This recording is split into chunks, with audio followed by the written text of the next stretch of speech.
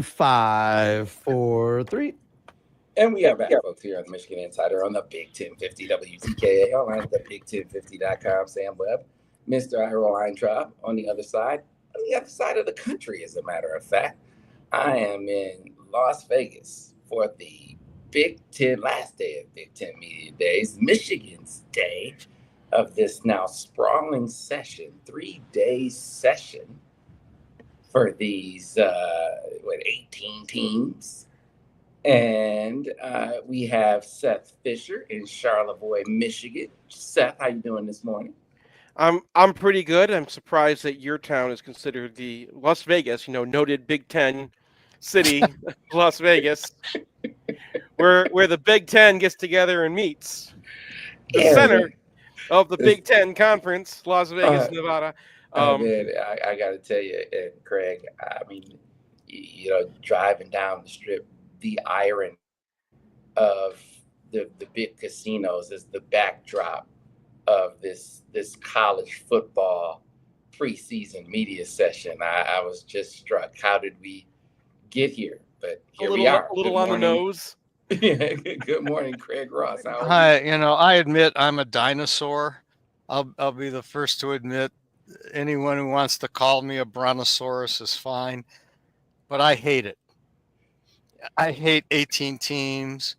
You know, Big Ten football's Midwest football. You know, LA, Seattle, okay, great places, not the Midwest. And so none of this appeals to me. Vegas is amusing for about 3 hours. It is not where Big Ten football media day should be, my opinion. Others will disagree, I know, but it's just all money now. It's just all packaging. It's just all inventory, and it's all. You know, but I'm a dinosaur. I admit it. Yeah, man. Well, here's the thing, though. It's once you get in there, get into the session with people, Mm-hmm. get in there to the session with the guys. Now it's just a regular old media day, and we're Yeah. talking to the players. We're talking to Sharon about the upcoming season. And one thing we can't necessarily expect an answer on is what do they think about Tony? What do we think about Tony Petitti changing his tune on Michigan? Tony changed his tune. Seth Fisher, what am I talking about? Well, Tony apparently sent a letter to the Committee on Infractions in support of Michigan saying, hey, we think they did a crime, but we also think they served enough time. We punished them. We tried to torpedo their season because we listened to Alan Haller and all of what we thought at the time was his wisdom, suggesting that players were in danger because the signs were stolen, and now we realize the folly and the foolishness of following Alan Haller. He's no longer even Michigan State thought that was stupid, right? so, so now he's no longer the AD, right? So we think that they've served enough time and Michigan should receive no more punishment.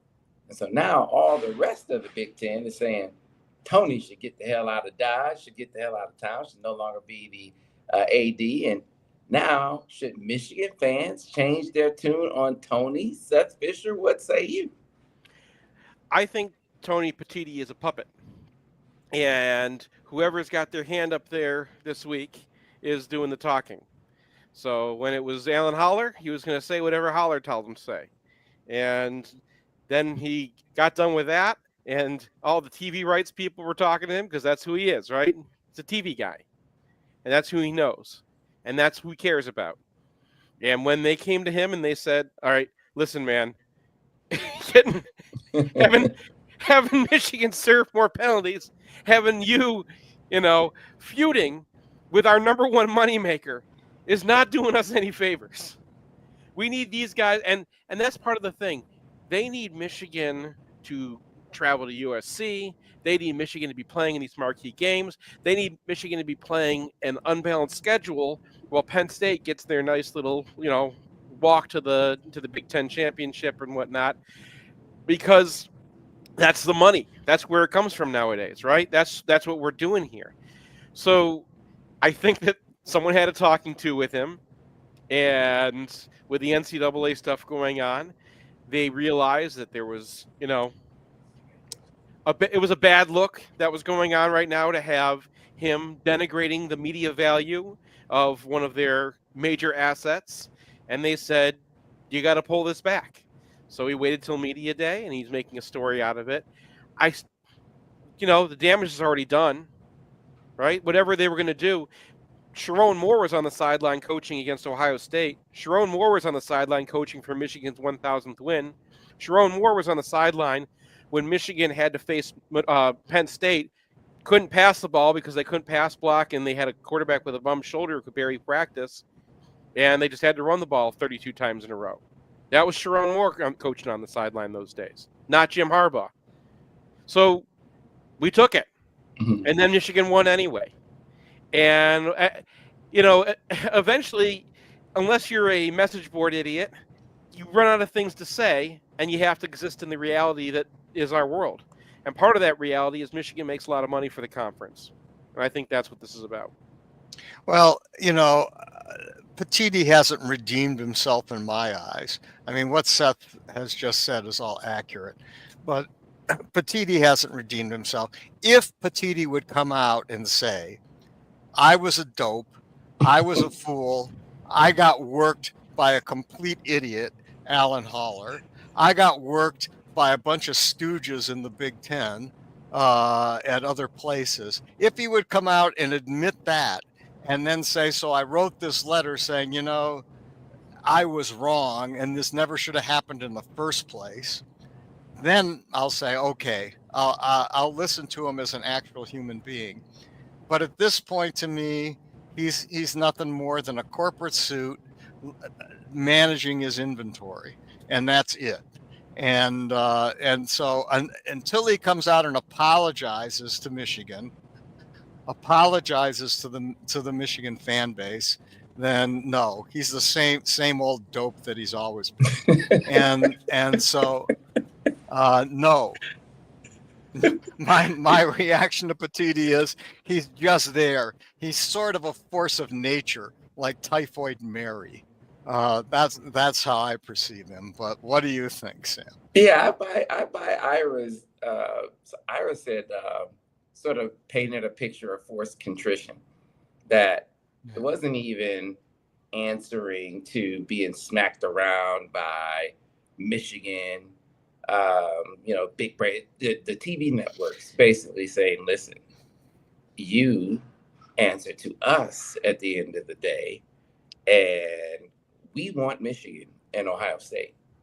And if you can't give us Michigan and Ohio State in the form in which we want them and need them, then we don't want you or need you. We can replace you.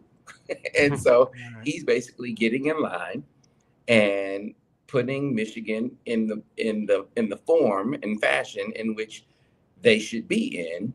And so the networks can be happy and not even really necessarily believing in what he's saying, that Michigan's on the merits served enough punishment for what the crime that he says they committed.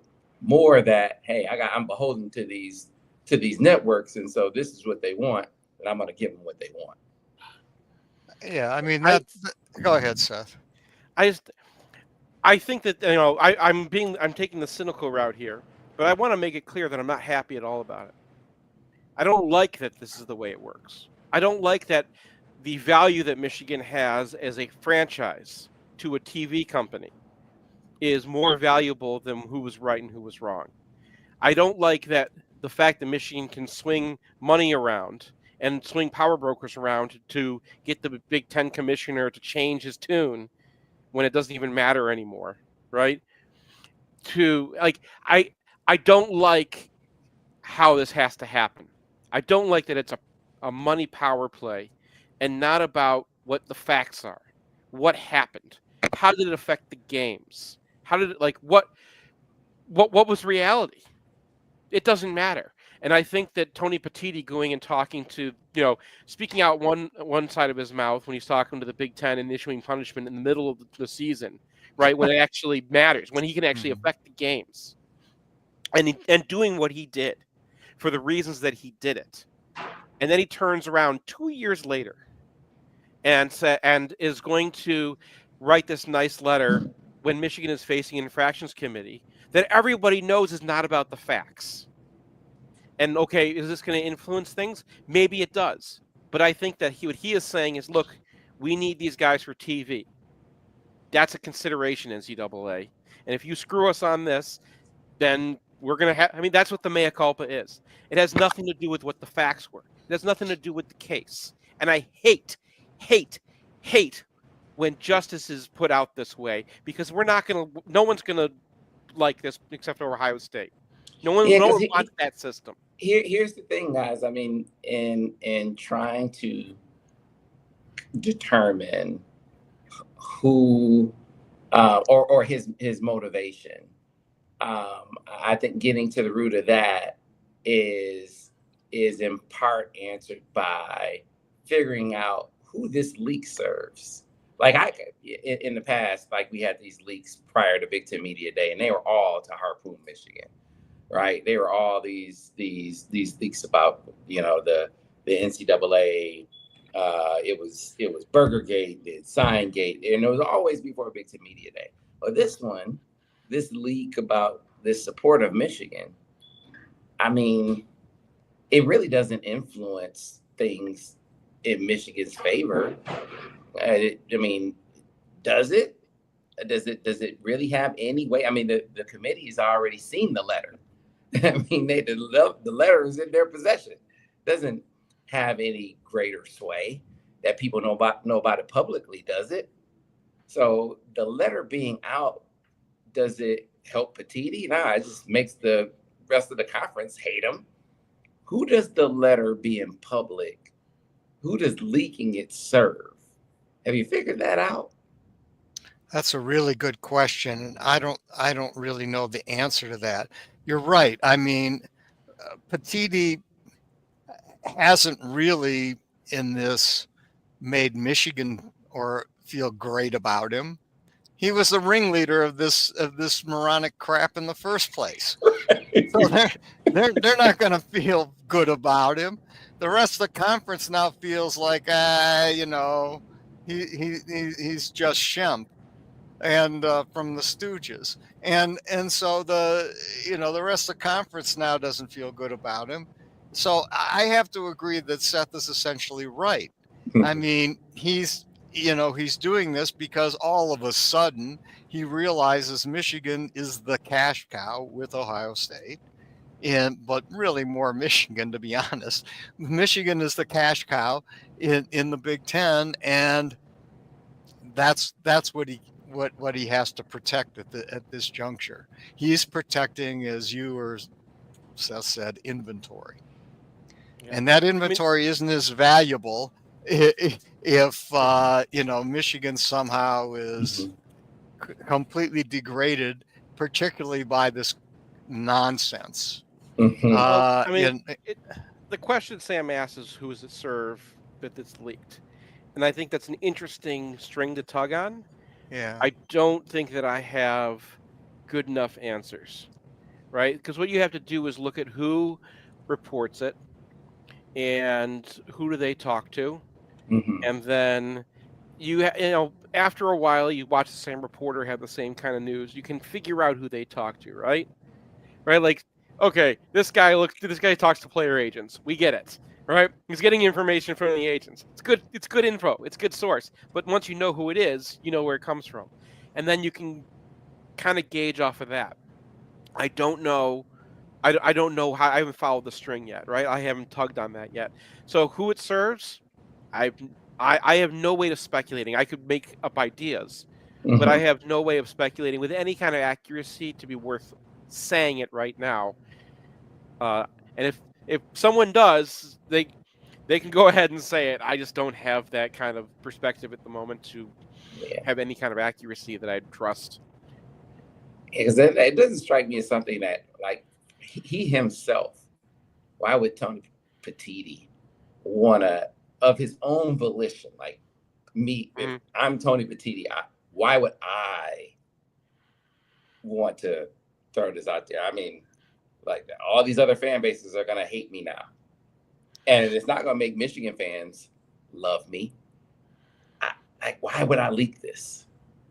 Why would I put this out? And it doesn't necessarily serve the purpose of helping the bottom line of getting the desired outcome. I mean, he's Sam, also.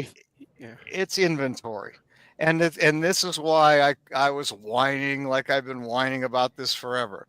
It's inventory. And college football has moved from football games between traditional rivals in the Midwest, at least from the Big Ten, to inventory. That and into a product. And that's what's happened. Now I'm old, but that's what's happened over the course of my lifetime. And certainly I don't like it more. People who've grown up with it, or people who are younger, which is essentially everyone, probably is more comfortable with it than I am. But to me, that's what it is protecting a product. I think we're all a certain kind of idiot. We all don't know what kind of idiot we are. Tony Petiti does not know that he's a puppet. Right? We know who he is. We know what he does. We understand that, whatever, like, and there have been kings, very famous kings, who were complete puppets, and whoever talked to him last, that's exactly what he would say. Right? Go back to the French Revolution and look at that guy. There have been lots of guys in power who are like that, right? But they themselves don't think that that's who they are, right? To that person, he's a person. To that person, he has a narrative that he thinks happened. In Tony Petiti's mind, this happened a certain way. And he would like, this is why anybody shares any information, right? He would like people to have the facts that he knows so they can put the picture together that he sees. And I think we all are under this idea that if everyone just understood things from our perspectives, that they would come to the same conclusion that we would. It's not true, but we're all that same idiot, and I'm sure Petiti is too, because he's human. We make fun of him. We call him this, but he is a human being. So that's possibly it. That could be that simple. He's possibly a human being. I see him as Polonius in Henry IV Part 2, right? But let's so guys, to wrap up a discussion from last week real quick, it's wondering how he was going to present relative to Greg Sankey in this whole playoff discussion. His one of his primary points as he was delivering his pitch about his 4-4 whatever numerical combination model. He's like, listen, my model preserves teams playing non-conference schedules worth a damn. Their model, no one's ever going to play games in the non-conference that matter. So do you buy that? Do you buy what he's saying?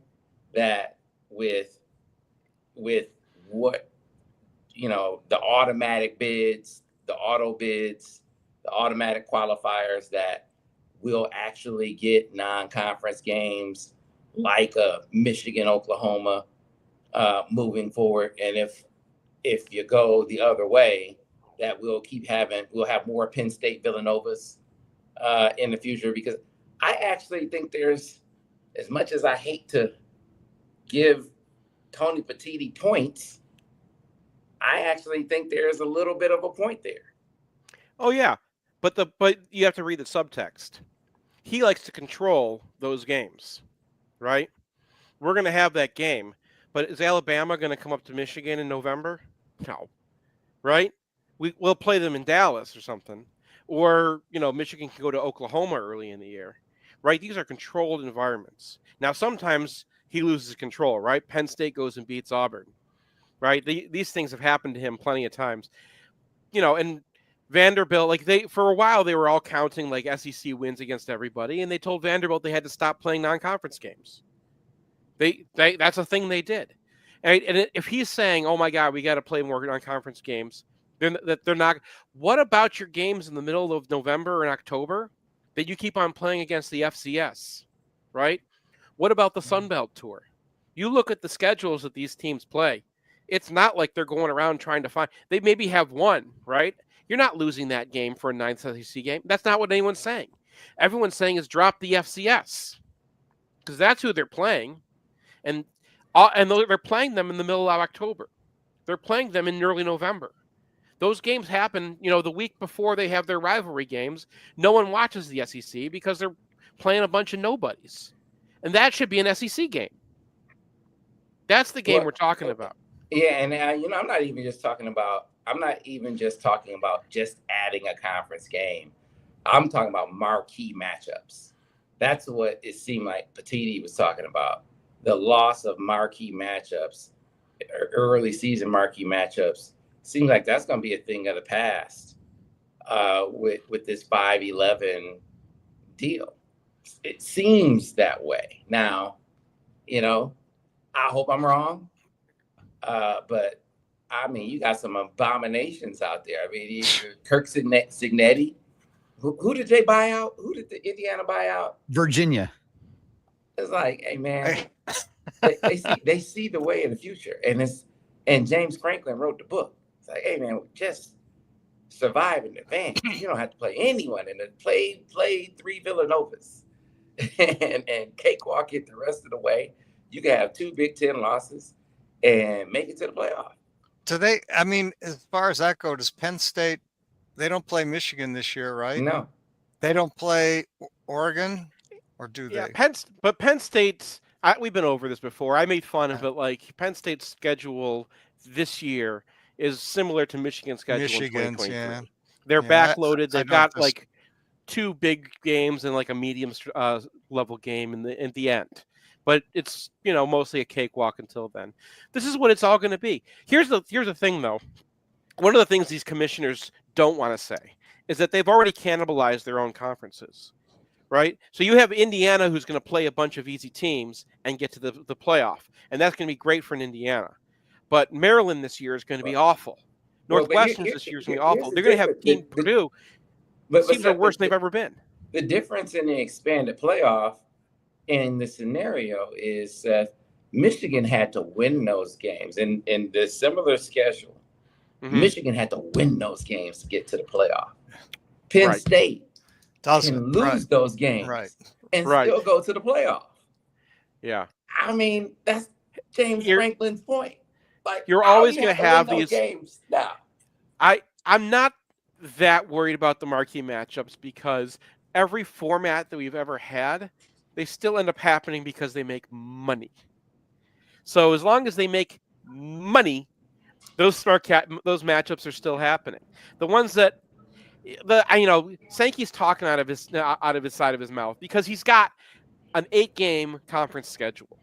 The reason he has an 8-game conference schedule is not so that like his teams can play marquee games. It's so that they have fewer losses to each other. At the end of the season, there's fewer losses for SEC teams, and that's why Ole Miss is ranked number 25, and Purdue ends up ranked playing the same level of team, playing the same season. Purdue ends up, 7-5, and they're not ranked. And You're making Petiti's point. You're making Petiti's point right now, which I'm like, are we giving Tony Petiti credit? I can't believe it. Tony Petiti, puppet, right? I'm making whoever's hands up there right now. Tony Petiti's got somebody's hand shoved way up in there, and they're moving the mouth, and they have a good point. Are we giving the man credit? Hey, so Michigan, I'm giving the man who's up to his elbows in Tony Petiti total credit for this. Get some actual football in. So Michigan, their chance, the 18th team, 18th coach to actually talk to the media will be Sharon Moore. So your biggest question heading into media day and thus the season for Michigan outside of quarterback, of course, Seth, would be what when you look at this Michigan team? Oh man, receiver. Like, you're looking at, they're talking up Donovan McCulley a whole lot, right? And when they're talking up the new guy, who I'm starting to be more of a believer in McCulley. I watched a lot of his games, but he also, he had a fantastic end of the season in 2023. And when you look back and see the quality of opponent he was facing at the end of 2023, it had really fought. It was like Michigan State and Illinois, who had lost a lot of their talent that year. So it was you give him that kind of caliber of player, he beats them up. Now they played Ohio State at the very beginning of the season, and he still had some runway. But basically, that's what we're banking on. And whenever we ask who's a great receiver, the answers we get are Freddie Moore shows some things in practice and had a good bowl game, and Andrew Marsh. That's what they're answering. Now, I love that they're talking about a true freshman, because that usually means really good things for the true freshman. But who's Andrew Marsh? He's a guy who's just the most ready true freshman receiver we've ever had, right? And this guy this guy is synonymous with his high school. It started the high school, and then they had Andrew Marsh. And that's that's who's leading right now. So, if Bryce is going to be a success this year, he's going to have to be able to throw to guys, and they're going to have to get open for him. They're going to have to catch balls that are, that are hard, right? You're going to have to. We're not going to go through the year like we did with JJ, where, the guys are getting open. We're going to have open routes, and he just has to put it where it needs to be. Someone has to make plays. I don't agree with this. I haven't. It's Brian has said the same thing. I don't agree with Brian. It's not wide receiver. Wide receiver will be fine if the offensive line is competent. It all comes down to offensive line, like it does many years or most years. I mean, look, you protect this kid, you give him the ability to freelance a bit, the offense will be fine. And you give them a running game with an offensive line, this offense will be fine. It's all offensive line. And I think that's what the season comes down to. Now, I saw El Hadi the other day said something about he thought the offensive line would be really good. Well, what else can he say? But, and not ripping on El Hadi by any stretch. But, but if he's right, great. If this is if Michigan comes out with a good offensive line, I'm not worried about wide receiver at all. And I'm probably not even all that worried about quarterback.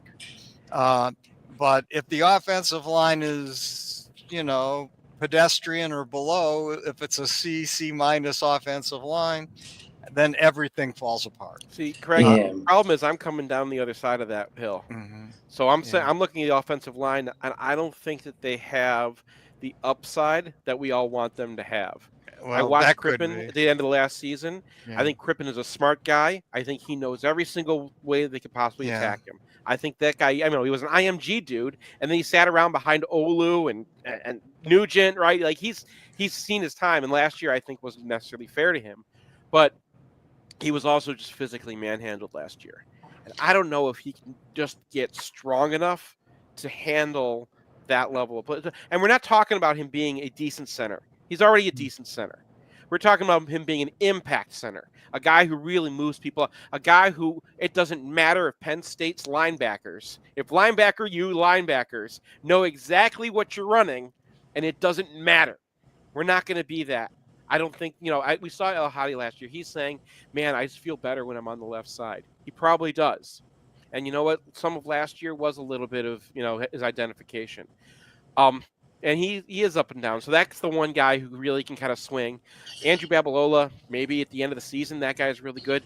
Maybe Blake Frazier gives you something. But I don't see a humongous amount of upside in left tackle that's true freshman or redshirt freshman. Neither one of them should be ready yet. I think Crippen is who he is. I think he's a good player, not a great player. Not the kind he's not going to Olu you into having a running game when you shouldn't have one, when they know you're coming, right? I don't think that that's where Michigan's offense is going to make their bones. I think what they have is a quarterback with a tremendous amount of talent, and they've gotten some receivers who don't need to be open to make catches. And I think that's an X factor. And the question is, who can McCulley do that against? And do they have anybody else who can do that? Because Yeah. that's you have the ability to throw to parts of the field that you just had no access to last year. Yeah, I think that we're sufficiently green at quarterback so that the wide receivers are not going to be uh, determinative or a savior. Offensive line is good. This team will be good. Offensive line isn't good. They're going to have to figure out Yeah, something like you they can did say in that every Ohio year. State or at. Well, that's right. I mean, that's the point. And the question, I agree with that. And the question is, well, what is this line going to look like? I'm not ready to say they're not going to be good. I just don't know. And so I think you're absolutely right, Craig. I agree with you. Offensive line, the team, their fortunes as a contender in this league rise and fall with the offensive line, in my opinion. Um, I think there's greater upside this year. I think Andrew Sprague at right tackle is. I think you got a lot of physical upside there. I think the same thing with a Phobie. I think there's a physical upside there. I feel better about the athletic upside at left tackle if it's Frazier or Babalola. The thing with Babalola that is a ceiling, a lower ceiling for me is obvious, is that he's a true freshman. A raw true and I just freshman. don't think you can break. Hard for me to imagine breaking through that with the enormity of what Michigan's offense. I mean, it's not, there's what offensive linemen have to learn, and then there's what Michigan offensive linemen have to learn. And I think Michigan's offensive linemen have to learn calculus. I mean, they, and I don't think this goes away. I was talking to Max about this. I mean, the number of times where they just, they run into 11, they're going to block all 11. They're just going to block all 11. Like, teams don't do that. And I don't think they're going to do it as often with Chip Lindsey as the OC, granted. But to do that, your offensive line has got to be like that. I mean, you have got to be able to adapt and play off of one another and block multiple guys. It's hard for me to see a freshman being able to learn that much that quickly, which is why I lean more Blake Frazier. I think he's not Andrew Babalola athlete, but he's a really good athlete in his own right. He's at least been in the program for a year as well, so he has not playing experience, but experience in college. And I think that's going to be enough to give him an edge on Evan Link, who I just don't think, I think he's just better served inside. I just think he's better served inside. I don't think he can't. It's not that he can't play at the college level. I just think that he's better inside than a tackle. Yeah, I will say this about Evan Link. I saw him at the grocery store a couple weeks ago, and I think he's fitter. I think he's fitter than he was last year. Okay. Now, what that means, I don't know, but it looks like he's worked on his body, and so he just needs to be a tad bit quicker, and maybe he can play that position. Well, here's the thing. Yeah. Either whether it's this year or next year, he's not going to be a tackle, right? He's not going to be a tackle because it's going to be Sprague and Babalola, or Sprague and Frazier, or Sprague. That's a fair point. Are going to be those guys. It's a fair point. So it's like we're just delaying the inevitable, in my opinion. I want to make a major distinction between, and you said, like, you're not going to go block an 11. You're going to have to do that a little. I mean, here's the thing: the 2022 team, especially 2021, almost as much, really relied on those offensive lines to win battles. I'm not just talking about doing your job. These guys, I think you can get a line that does their job. They're not a bottom of the conference offensive line. I don't think that and we were talking about X factor. I think, okay, there could be a huge swing. I think that in the future, this is going to be an amazing offensive line. I think they've got some really good young players. I keep hearing great things about Jake Guarnera at center. I keep, they love Avery Gatch for the future right guard. Nathan Afobe, they love him, and he could be the president at right guard too, right? And I think that he's someone who had a high ceiling. And when you hear about a guy with a high ceiling really coming through, and if it's not Afobe, it's Link in that spot. And Link is a guy who can move people. That's the kind of thing that you need. You need people who are going to win those blocks to make it a superpower.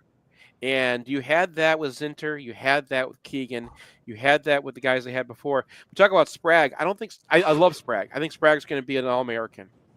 I don't think that Sprague is going to this year be an upgrade over what Miles Hinton was last year, right? And that was a good tackle. He was probably arguably Michigan's best lineman last year was Miles Hinton. And Sprague's probably going to be Michigan's best lineman this year. But I think it's an even, right? I don't think you're going to get that much better there. So Sam is looking highly skeptical about this. I am we were doing the charting, skeptical. So I was going. I know you charted it. You know more than me, but I don't know. Who was it? Who was it to you, Sam? I just I think it's a dubious distinction. The best lineman last year. Right. MVP of the 1932 team. Yeah. But the best lineman this year, I think, is going to be something more to tout. I think it's going to be something more to tout. Let's talk. Let's talk at the end of this year, because if Andrew Sprague is the best lineman this year, I think it's going to be a more meaningful distinction to say that. So time will tell. We're getting the break sign from Mr. Weintraub, so let's do that right now. Be back on the other side. And know there was a basketball discussion that Craig wanted to finish off last week, so we will do that on the other side here on the Michigan Insider on the Big 1050 WTK online at big1050.com. Clear on the radio. Yeah, I think with Miles, I mean, I thought he was. I think he's. I think he has. I always looked at him and say he has great potential, but the dude just. I always want him to finish. That was not him. Yeah, he didn't want to finish. He wanted to go fishing. Yeah, I mean, I'm probably wrong about him, and I'll certainly defer to Seth on this, but I've just thought he wasn't that physical. I mean, that I think there's more to football than physicality. Yeah, I agree. And I think that when I start talking about he wasn't that physical, he doesn't finish guys, right? Mm-hmm. Well, I would much rather you make your blocks. I'd much rather you not give up the edge, right? And okay, if you've made your block and you've moved somebody out and you've given the yard for the running back to operate in, that's your job. That's what I need you doing. If you can consistently give that guy a yard, I don't care what happens afterwards. So finishing, but like I said, I'm not a football player, so I think that football guys know that we've heard them say it a million times, so you have to believe them, that it hurts when someone finishes you like that. That getting piled to the ground makes you a worse football player afterwards. And I think that that's why coaches like it so much, because they're looking for that. They want that. More than anything, they just want to beat you, right? They want to get to the end of the game and feel the way that they felt when they were beaten. Or make the other team feel the way that they felt in the past when they were beaten. And you feel like someone just beat the crap out of you. But when I'm charting, or when Brian's charting, because he does the offense, I should say Brian, with this stuff, we're really just looking what affected the play. And Hinton was affecting the play last year.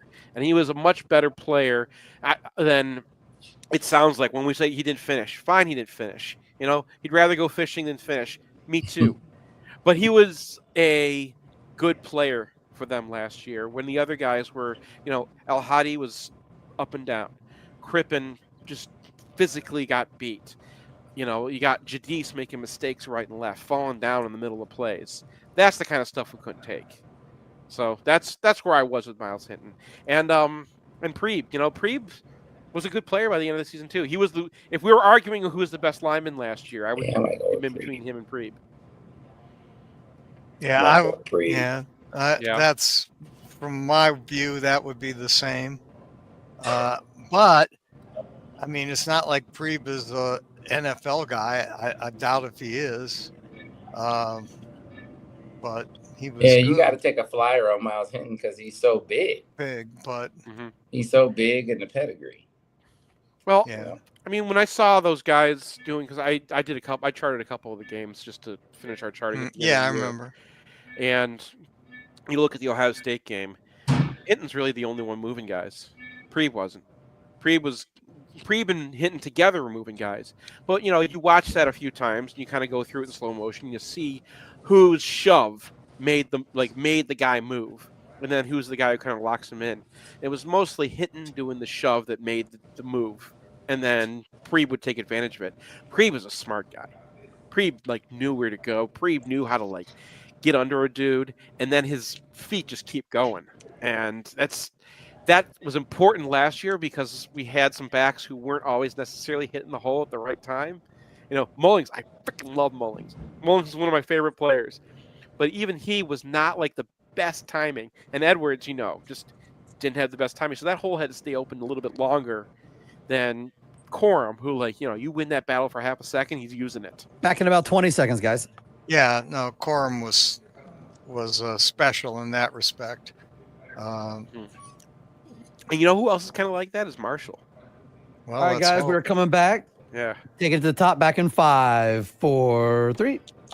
And we are back, folks, here on the Michigan Insider on the Big 1050 WTK, online at thebig1050.com. Before we get back to the MGoBlog Roundtable, I want to tell those of you who are in the market for a new vehicle, you should get on board with Brighton Ford. Why? Because Brighton Ford is the ultimate destination for your new car or truck. The summer sales event is going on right now, courtesy of Ford, and it's a great time to buy. From now through July 31st, well-qualified lessees can lease a 2025 Escape for as low as $243 a month, or lease a 2025 Bronco Sport for as low as $239 a month. Both is only $3,500 down, 36 months, 0% financing, $0 down payment, and 0 payments for up to 90 days on select vehicles. Plus, get a complimentary maintenance plan for 2 years. Just call 1-800-NEW-FORD or see dealer. For details, get on board with Brighton Ford. Now it's time to get back to the MGoBlog Roundtable. And Craig, last week we took a deep dive into this Michigan basketball team. Dusty May has said this was on the heels of getting out to the open practice, put up a lot of practice clips. Folks got a chance to see what we saw at practice a couple of Sundays ago now, I think. And folks getting excited. It's like I said, if they can shoot, huge if, I know. If they can shoot, they're gonna be really, really, really good. And another thing that's striking, a question came up about this during the press conference. It's like, man, it seems like you're starting to be a haven, Dusty, for 7'2" and 7'3" guys. Like they are starting to flock to you because they're starting to commit to him in mass, Craig. And they seem like they think Dusty, who's closer to my height than theirs, is the 7-foot whisperer at this point. Well, channeling my inner Marlon Perkins, you need a maintenance plan with cars. You need a maintenance plan with the basketball team too. And it seems like that's what he's doing with 7-footers. And Brian had suggested this on the show maybe a year ago. He said, now that we're going to have 15 scholarships, they should grab any 7-footer who can catch the ball and is at all plausible at all, because you can carry them on your team now, even if no one else cares about them all that much. Well, the guys they brought in, people care about a whole lot. Johnson is, to me, as I mentioned last week, a 6'9" version of Dennis Rodman. I mean, he's the deal, and he will be an NBA player. Mara is incredibly skilled at 7'3". Another guy who doesn't finish. Yeah. But but there's something there. There's more than just something there. There's a lot there. And so you'd say, okay, you got those two guys. You got, Will T, who can, and you got Yaxel. You don't need any more big guys. Well, no, he went out and got two more big guys. And he got a guy from Germany, Malik Cordell, who I looked at his tape. He is listed at either 7 foot or 7'1", and he is a team handball player. So he hasn't really played much basketball, and so he doesn't have footwork. He doesn't really understand the game, but the dude can run, and he's a good jumper at that height. He's a very good jumper for a 7'1" guy. Gets up and down the court. He's physical. He's strong. He just needs to learn how to play basketball, and I think he's come away in a short period of time, and I think he will learn how to play basketball. He's older. I'm not sure. Do you know how old he is, Sam? I think he may be 21 this fall. I could be wrong on that, but I think as the season starts, he may be 21 years old. So he's like a hockey guy in the new hockey world. But I think there's just a ton of upside there. Probably it makes sense, even though he is older, for him not to play much this year and to actually learn the game, which I think he can do. I think he can be a defensive force. Then for next year, he's not in this year's class. They got a guy out of Denmark named Marcus Moeller. Marcus Moeller is a legit 7'3". I mean, that guy is tall. And I think he's only 17 years old right now, maybe 16. I don't know. But I know he's very young. He's kind of the opposite of Cordell.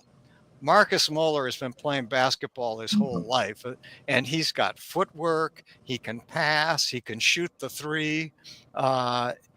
He's a guy that I'm stunned isn't at Purdue or isn't going to Purdue, because he's the kind of guy who Painter would take in a heartbeat. His name doesn't start with HAA. That's why. It's not Haas or Harms, right? But Marcus Moeller, though, looks a lot like Nate Holmgren. There's nothing to him. He's skinny as a rail. And so his thing is going to be over the next 2 years, getting stronger and being able to play in the Big Ten. But Marcus Moeller has basketball skills at 7'3", and all elements that I can see: footwork, left hand, shooting the ball. He has nice mechanics on his shot. So Dusty really, I think, has done it with both of these guys. And then added to that, we didn't talk about Patrick or Ricky Liburd, who no one recruited. I can't figure out why. He was like number 357 or in one of the lists I saw.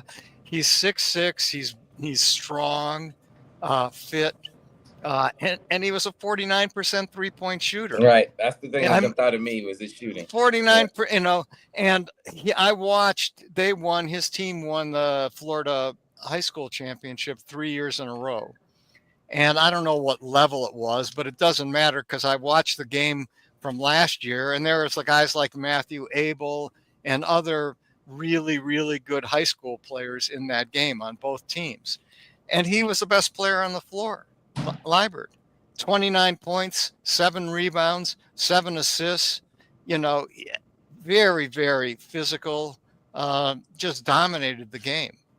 And so I don't know. I mean, they've already announced he's going to redshirt this year, which makes, complete sense, given the fact that you've got Roddy and Namari. But he's I think going to be a good basketball player. The interesting thing to me with these guys for Dusty, the incubator guys, as I call them, are you going to really be able to develop those guys and keep them around? Keep them, yeah. In this day and age of college basketball, right? You know, Well, bigs take a long time to. Right now, these are higher level players, but none of them have said, "Hey, I'm coming here because I need to play immediately." right? These guys are coming here to be developed. So Yeah. you ask, can they develop them to hold on to them? Well, if you hold on to two of them, that's your front court. In this day and age, one of the things that you need to have is a reason for everyone to think that you're going to win next year.